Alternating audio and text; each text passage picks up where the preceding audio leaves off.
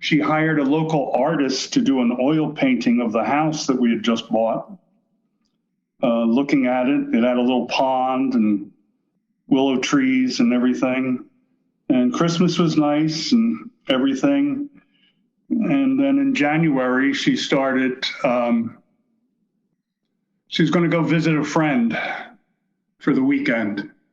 A woman whose name I have never heard, never saw a phone call to her, said, "Where she live?" "Well, down somewhere, I'm going to get directions." And I said, "Well, what's the phone number?" "Where she's going to be, I don't know. It's not where she has an apartment. It's somewhere else." So I was very suspicious, but didn't have anything to go on. And then I'm not sure if it was the second time or the third time. But anyway, she was going to do it again, and I knew. I said, "You're not going to see any girl." "Yes, I am. Don't you be suspicious of me." Well, she left Saturday morning. That Saturday, I had a terrible cold and was taking Alka-Seltzer Plus, if you remember what that was. Cold medicine with a lot of decongestant in it, and it raises your blood pressure. And between that and the stress and the trauma, I hemorrhaged an aneurysm in my brain. And a friend came and got me and then called the ambulance, and I ended up in the hospital. And nobody knew where she was. And my friend had left a note, called me immediately. She showed up at the hospital Sunday night at about 11 p.m. And I was, at that point, almost in a medical coma. And then Monday morning, I was transferred to a hospital. So that was the start of the end. Tom and Amy married in 1969 while they were both in college. They'd been dating for 4 years. Before the wedding, Amy admitted to Tom that she had not been faithful to him. In fact, she had affairs with 3 different men. But she wanted to get married, and Tom was willing to let bygones be bygones and move forward together. Once they were officially a couple, he reasoned, Amy would settle down. Except she did not.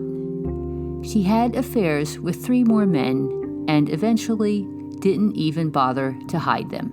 The attack was February 25th. I got home mid-April. Convalesced at home, heavily drugged. And then towards the end of May, she told me, "I'm going to be leaving when the school year is done." I'm Donna Andersen, and this is True Lovefraud Stories.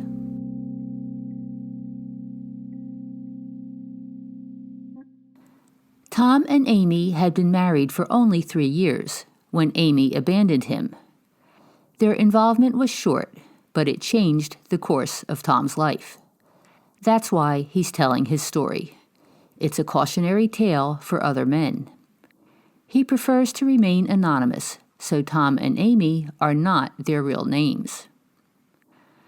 Tom started dating Amy shortly after he graduated from high school. She lived nearby and was 2 years behind him in school. She seemed to be very bright, was very cute, long brown hair, and we seemed to like the same kind of music, the same kind of movies, so that's where it started. When Tom went away to college, they kept in touch. In fact, Amy wrote him a letter every other day. About 1 weekend a month during his freshman year, Tom made the 3-hour journey by Greyhound bus to come home to see her. The spring of my freshman year, She wanted to, actually, as you said in those days, go steady, kind of exclusive. And we even got these little rings and went from there. They spent more time together when Tom came home from college for the summer. We went down to the ocean, to the shore sometimes in the summer. We went to a couple concerts, saw the Beach Boys, saw Herman's Hermits, Chad and Jeremy, all the biggies, and movies, and used to go to a county fair in the rural part of the state. It was in that year that we first had sex. Did Tom enjoy it? Oh, yeah. We never discussed what she might be doing in school or whether supposedly she wasn't dating others, but I don't know that. And I never inquired. So things just went along fine. When Amy graduated high school, she went to the same college as Tom. They saw each other every day, although they had to comply with the college rules. In those days, co-eds, as they were called, were under strict lock and key. They had to sign in and out of their dorm after 5 p.m. Freshmen had to be back in the dorm by 8 p.m. And there was no visitors allowed. No, of the opposite sex in any of the dorms. In the beginning of Tom's senior year, they started talking about getting married. But before they took that step, Amy admitted that she'd been with other men. I knew about it from the time she got to college. I do not know what might have happened while she was still in high school. I had believed we were each other's only sexual partner. But I know of from the engagement or pre-engagement through the first 6 months of marriage, she had affairs with at least three different men. How did Tom find out about the infidelities? She told me, and it was never her fault. She always had some story that either she may have made a mistake and somebody forced her and this or that. And I just believed it all and thought, well, I started dating her when she was very young. She didn't have any other experience. Maybe it's just, a youthful fling or some trying to prove something or find out something. And she said, each time, well, it won't happen. And I'd say, okay, let's go on from here. How did Tom feel when Amy told him about her affairs? First felt a shock, kind of, and then tried to be understanding, I think. Listened to what she was saying and trying to discuss things that would straighten things out so we could continue going forward. I was madly in love with this woman, and tried to do anything to keep her involved with me.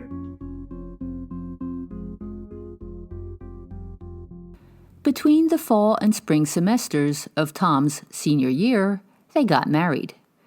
It was a small wedding at her church, with the reception in the Sunday school room. They spent their wedding night, a Saturday, in a Holiday Inn motel, then went back to college. They were due in class Monday morning. To begin their lives as newlyweds, Tom and Amy rented an apartment. everything was very nice. She made curtains for the windows. I cobbled together a little table for the dining room, and things were good. Money was very, very tight. We had to scrounge for food, basically, cheap things and no steaks. So it was always a scramble to do that. And some weeks we'd call our friends and say, do you have any spaghetti? Can we come over and have some spaghetti? With the big thing then was spatini tomato sauce. It came in a little packet and you mixed it with 1 can of tomato paste. And so, it was that kind of thing. There was very little money for doing anything. No movies other than the college had one every Friday night. Some of them were pretty old, but sometimes we'd go there. That was free. So we did that. However, through all this period, there were infidelities. In the first 6 months of their marriage, Amy slept with 2 more men. Tom was so crazy about her that he tolerated that as well. She seemed to get more attractive all the time. She was very high functioning, very bright, highest honor roll in high school, college. I think she graduated with a 3.85 on a 4-point system. We had fun together. I was into the sort of back to land movement. There was a magazine at the time called the Mother Earth News about how to buy 4 acres, move to the country and be self-sufficient, farming and harvesting your own wood to burn in your own wood stove and that. And she was into the cooking and the gardening part of it. So I thought this is going pretty good. And how was their physical relationship? Physical, outstanding. As I've read most people say, best sex I ever had in my life for 7 years. Usually 2 times a day, 1 or 2 times a day, maybe 3 on the weekends. When Tom graduated, Amy was still in college, so he took a job about 50 miles from the school. She commuted for a semester, but during one trip ran off the road and hit a small tree. After that, Amy didn't want to commute any longer. The following year, Amy got an apartment in the college town with 3 other women. She stayed there during the week and came home on weekends. During this semester, she told me, probably in November, she had 2 papers due and had to stay down for the weekend to work. She needed to get into the library and do a lot of stuff. So, she'd call me Sunday night. On Sunday, I thought, I'll surprise her, go down, and we'll go get a hamburger or something for dinner, and then I'll drive back because I do have to teach Monday morning. So when I got there, one of her roommates told me, she hasn't been here since Friday night. She left with another man, and I don't know where they went, but she hasn't been back, and we don't know where she went. I asked her when finally caught up, and because the girl had told me who the man was. She said, "Oh, he's just a friend. He was giving me a ride to meet with somebody else who, was working on the same kind of term paper, and we were going to compare notes or something like that." When Tom next saw his wife, he confronted her about her disappearance over the weekend. I said, you lied to me. And she said, no, I didn't. I planned to do that. And he came along and said, let's do this. And then we got down there. So we, got partying and he had too much to drink and we couldn't drive back. So we slept on the couches and then we came back and then I had to work really hard to get those papers done. So, but it was probably all bullshit. But I bought it.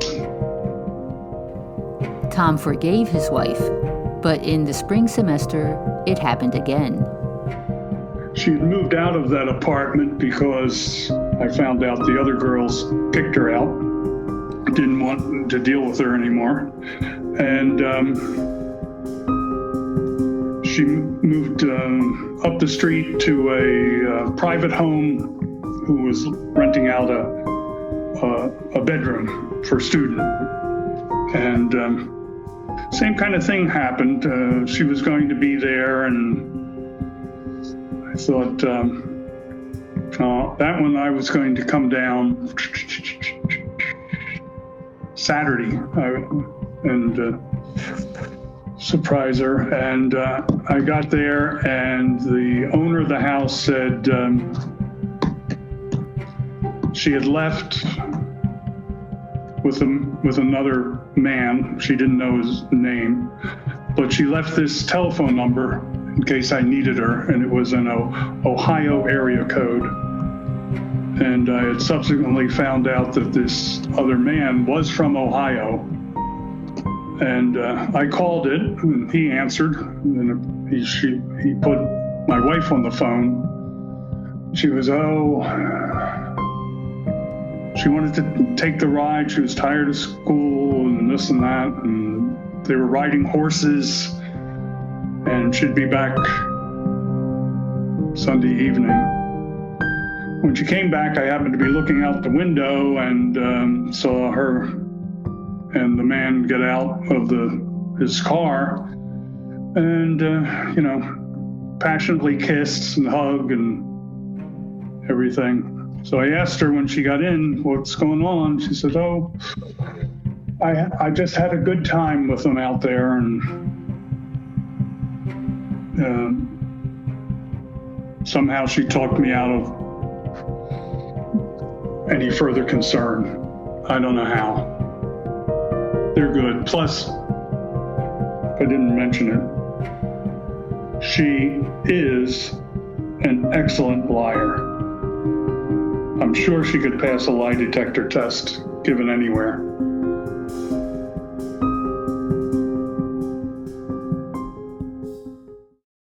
Amy graduated in the spring and got a job in the school district next to where Tom was working. Soon, Amy wanted to buy a house.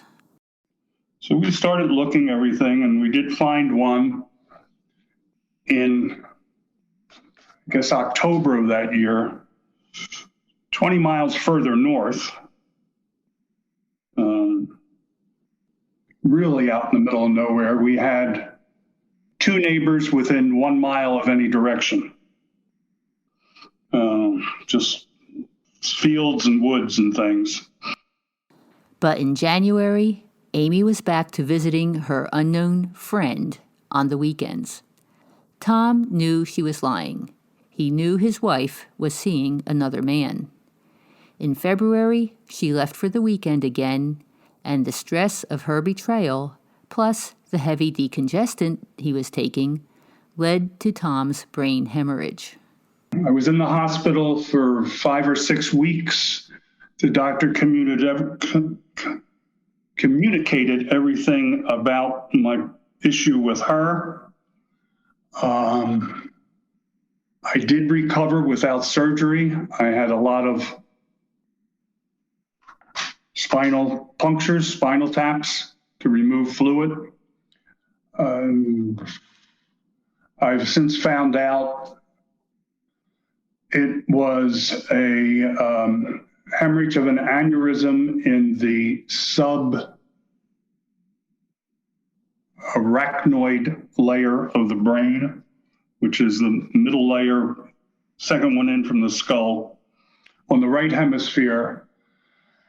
And that negatively affects memory, some speech, getting the right word, face recognition, and emotions, in that you lose all emotions. It's called alexithymia, the inability to express or understand your emotions. Tom was home recuperating from the brain injury when Amy decided to leave him. Why did she do it? From what I remember, which is sketchy. I mean, there's a little bit here and then something else, and I'm never sure which came first, what day it was, whether they were the same day or what. No, I was kind of, numb from it, and talked to her, and finally, one day I asked her, I said, "You never told me why. What did I do wrong? What is the problem?" And the only thing she said to me was, "He's much better at sex than you are." That was it. For Amy, the relationship was over. The day she moved out, a woman came up with a Volkswagen bus, and she had her own Volkswagen Beetle, and they were starting moving boxes out, and I left for the day, came back, and then I just started getting real emotional, crying, looking at, I opened our closet doors, and her half of the closet was empty. And things she had that were gone, a vase or a picture, something. There were things missing from the walls. And, I just started drinking and muttering and crying, and I didn't go anywhere for I don't know how long. And then I thought I had said to myself, "You got to move on, you got to stop this." However, I have since read that, and my psychologist agrees, the double trauma happening within 3 months put my brain into shutdown mode for this and repressed all the memories. And that's how I was able to continue.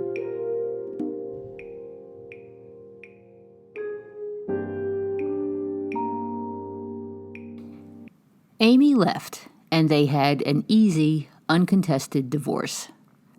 Tom stayed in the house, although he had to work multiple extra jobs to make enough money to pay the mortgage.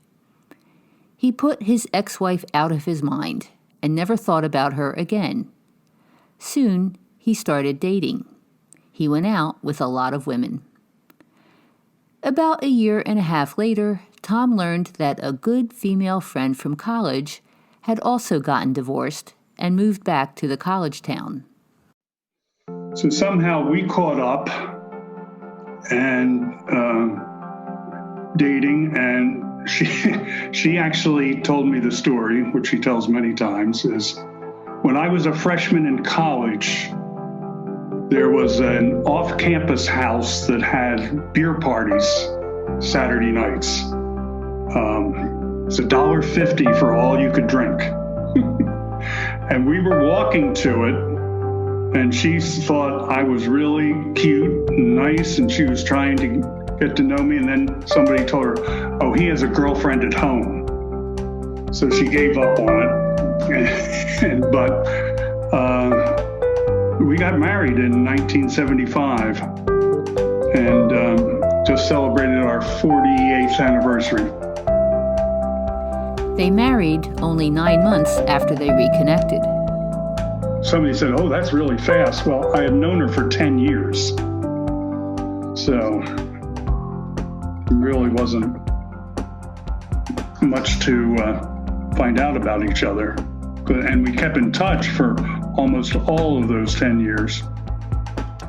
And she also had at that time, 7-year-old daughter who I got in the deal. And, it's worked out very well. After many pleasant years together, in 2018, Tom's second wife wanted to go to her 50-year college reunion. Where we're living now, there's a couple friends who are really gung-ho college alumni. And they told her, she had to go with them. They were all going. There was going to be like 10 of them of their group that were in the same dorm when they were in college, and they'll all go together. And I told her, no, I don't want to go. I don't like being in that place. It brings back memories. And she kept asking and asking and asking. And finally I said, okay, I'll go. Well, we got up there, and as soon as I started walking around campus, everything flooded back. The repressed part of the memories disappeared. I'd see this part, and we did this here, and this is where her room was, and all that. And when I got home, the flashbacks started, the intrusive thoughts,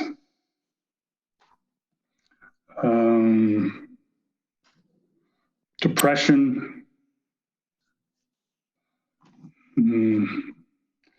So I consulted my doctor, who put me in touch with a psychologist, and we were on the phone consultations, and she described it as I was ruminating and just basically, stop it. Get your mind off of it and let it go. Tom was able to stop the ruminating for a while, but he also suffers from seasonal affective disorder, which causes his mood to turn glum in the winter. He felt somewhat better in the spring, but the following winter, his flashbacks and depression returned worse than ever. He found a new therapist, and they determined that his intrusive thoughts were repressed memories coming back. What were these troublesome memories? Her affairs. Time she went to Ohio and came back, I actually was looking out the window from her bedroom on the second floor and she thought she had the car stop on the side street. And so I wouldn't see it if I was looking out the front, but I was up there looking out the side street, and I saw her get out and hug and everything, and that was one of the flashbacks that kept coming back. Also that he's a lot better flashback came back, and most of the other ones that were anything of a negative nature, pretty much. For Tom, the flashbacks of Amy's cheating, the intrusive thoughts of her callous behavior, and the resulting depression that he felt were absolutely debilitating. He'd sit in the living room staring at the coffee table for hours. He didn't want to go out. He didn't want to see people.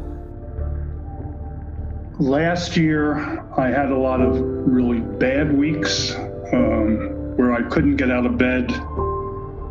Really, I just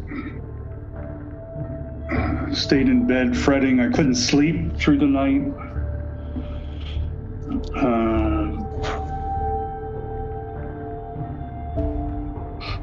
One point I told my wife that I think I want to ask about a residential facility to go to.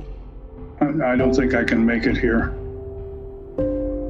And she got me past that. And with my doctor, we worked on the different medicines. I think we finally have a combination that seems to be working. Of course, antidepressant drugs have some serious side effects. The main one is complete sexual dysfunction. That's the trade-off. A lot of people go off their antidepressants because of that. And I could see if I was 25 or 30, I'd go off of that.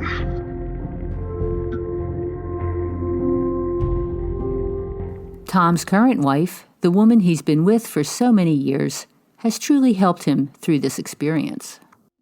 She's been wonderfully supportive, puts up with anything that I go to, tries to talk me down or up or away or something. And I'm so thankful. Finally, with his new medicine, Tom is feeling better. He's more willing to participate in life. Yeah, going out, doing things, going back down. I have a boat in Maryland. I was just down there for several days, and the intrusive thoughts have stopped. Flashbacks have stopped, except this week, preparing for this, thinking about it. They kind of came back, and I hope they go away quickly, which I think they will. And it's more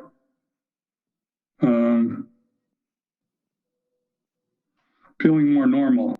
Tom and Amy divorced in the early 1970s, and from that point on, Tom never thought about his ex-wife and had no idea what happened to her. But last year, he decided to look her up.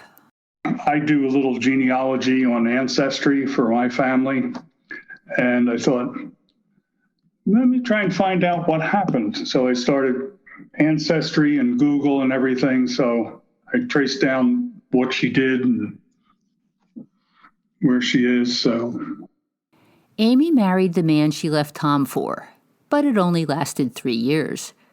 She then earned her PhD, moved to multiple distant states for work, then married again.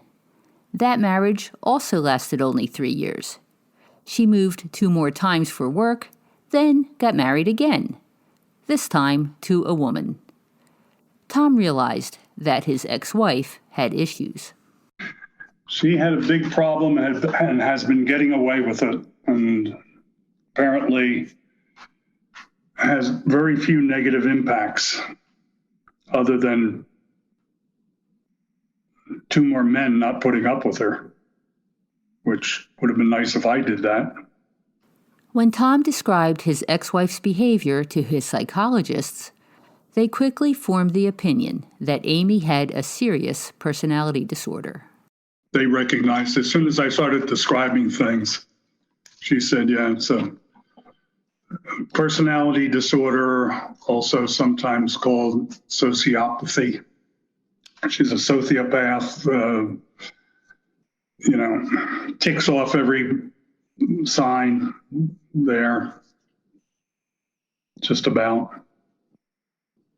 for females. Back in the 1960s and 70s, when Tom was with his ex-wife, very little information was available about sociopaths.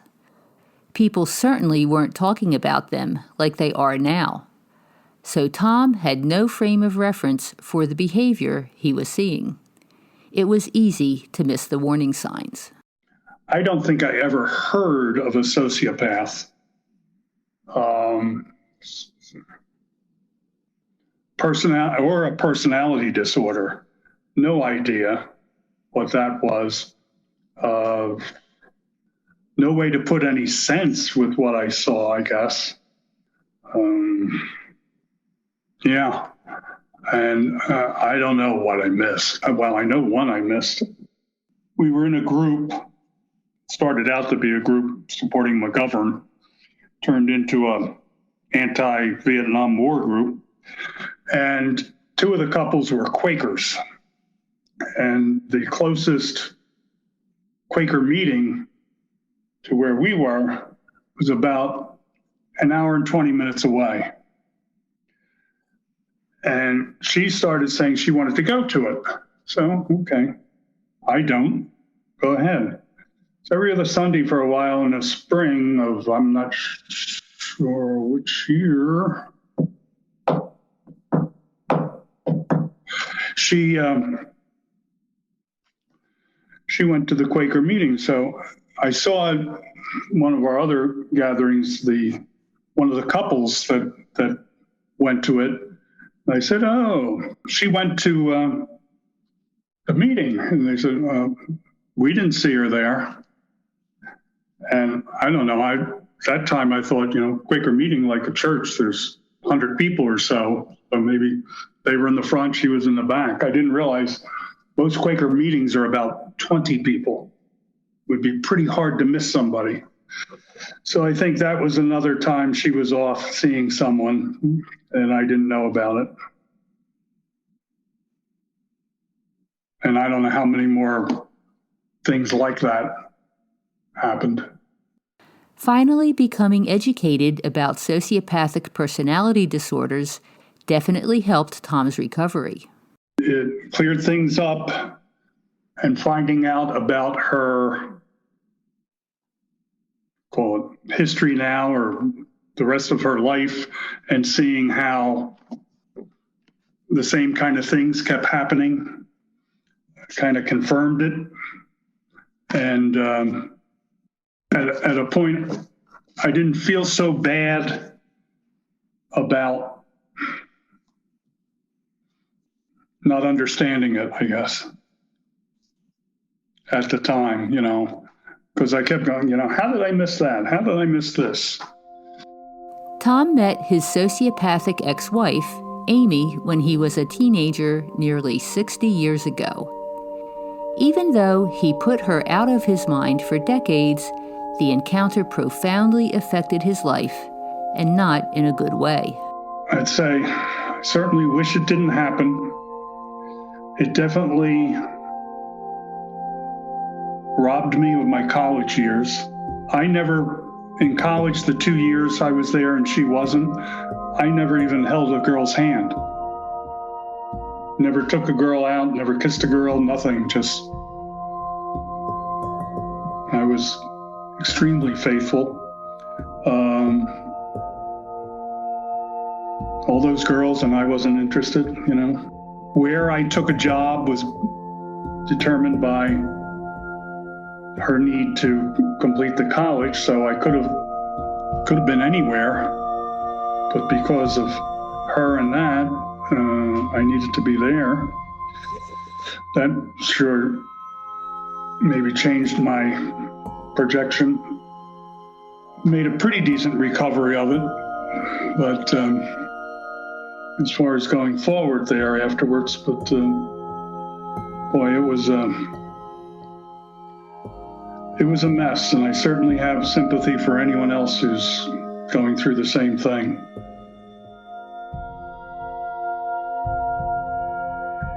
I'm Donna Andersen, and this is True Lovefraud Stories.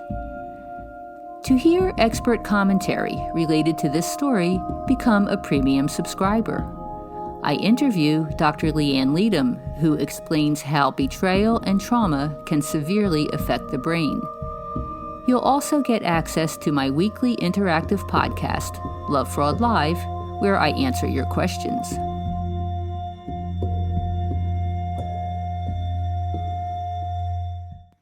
So, what inspired you to be willing to share your story? I noticed that most of the reporting, the blogs, the websites from Psych Central and everything, when it's a sociopath, it's always a male. including yours, very little mention that there are females and that they are very different. It's like two different diseases or problems.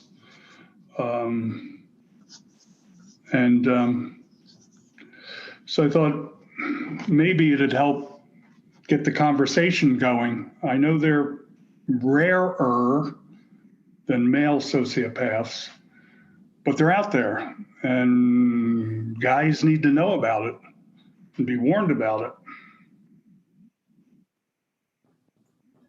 So, what advice would you have for other men? If the behavior of your spouse seems odd, not like what you thought someone should do, and you think you're being forced to believe things that don't make sense, stop and check it out further. Do some research. See if you can, Google the behavior and see what comes up.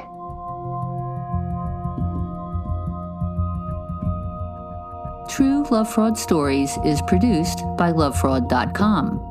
I'm the author of lovefraud.com and the researcher for this story. Engineering is by Terry Kelly.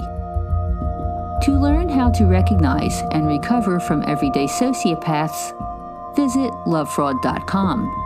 And for more information about this story, other great stories, or if you'd like to share your story, visit podcasts.lovefraud.com.